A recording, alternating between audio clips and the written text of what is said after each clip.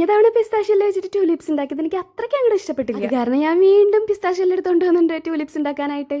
ഇന്ന് വേറെ രീതിയിലാണ് ഉണ്ടാക്കിയത്. അന്നത്തെ വീഡിയോ കാണാത്തവരൊന്ന് റിലേറ്റഡ് വീഡിയോ ഒന്ന് കണ്ടു നോക്കിയാൽ മതി. ഉണ്ടാക്കാൻ ഭയങ്കര സിമ്പിളാണ് കേട്ടോ.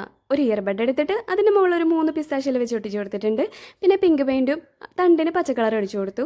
പിന്നെ നമ്മുടെ മാസ്കിംഗ് ടേപ്പ് വെച്ചിട്ടുള്ള ഒരു ഇലയും ഉണ്ടാക്കി കൊടുത്തിട്ടുണ്ട് കേട്ടോ.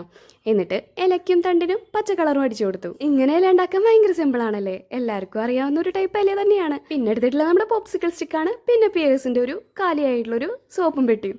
ഇതിൻ്റെ മുകളിൽ നമ്മൾ പോപ്സിക്കിൾ സ്റ്റിക്ക് എല്ലായിടത്തും ചുറ്റിനും ഒട്ടിച്ചെടുക്കുന്നുണ്ട്.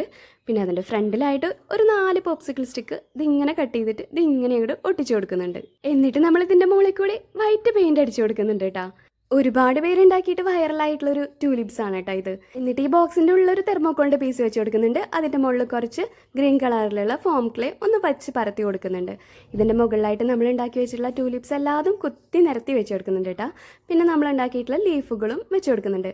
അപ്പം നമ്മുടെ ട്യൂലിപ്സ് എങ്ങനെയുണ്ട്, അന്നുണ്ടാക്കിയതിനേക്കാളും കുറച്ചുകൂടി ഭേദമായിട്ടുണ്ടോ എന്ന് നിങ്ങൾ പറയണേ. അപ്പോൾ ഇഷ്ടപ്പെട്ടാൽ ലൈക്കും സപ്പോർട്ടും മറക്കണ്ട.